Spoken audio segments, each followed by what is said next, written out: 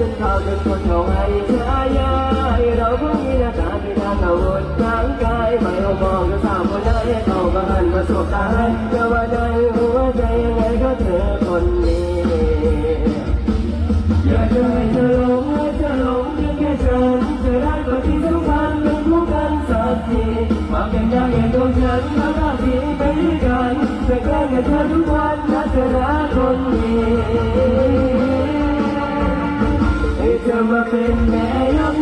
ใจให้เลยโอ้แม่คุณเอ๋ยใครยกมาไหนใครดูสะกดคนกล้าใจมาโดนใจให้เธอรับไปให้เธอมาเป็นแม่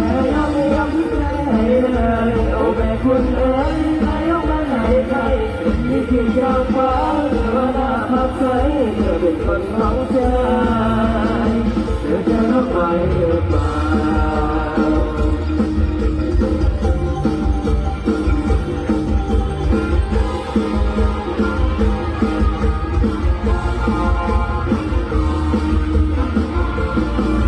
ให้เธอหลงกันสักทีมาเป็นนักเก็ตของฉันทำหน้าที่ไปด้วยกันจะแก้ให้เธอทุกวันและเธอรักคนนี้ให้เธอมาเป็นแม่ยกใจให้เลยโอ้แม่คุณเอ๋ยใครยังมาไหนใครถูกสะกดคนรักเธอมาโดนใจและเธอจะรับได้ไหม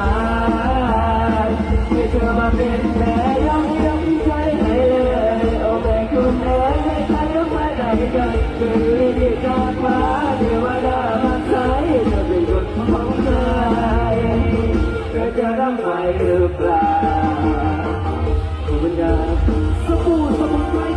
ที่ออก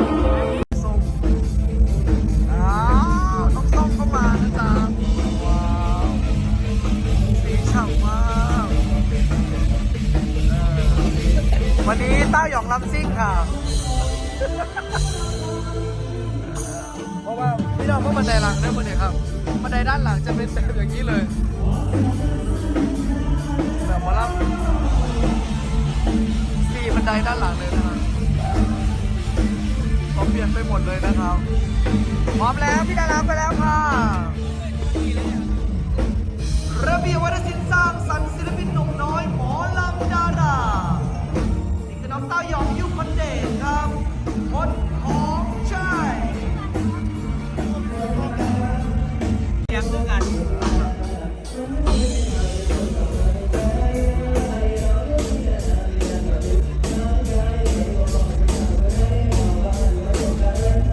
น้องเป็นหวัดยังไม่หายค่ะแต่ว่าก็ต้องทำหน้าที่เหมือนเดิมปกติเพราะว่าอีซี่มารอนะครับ เป็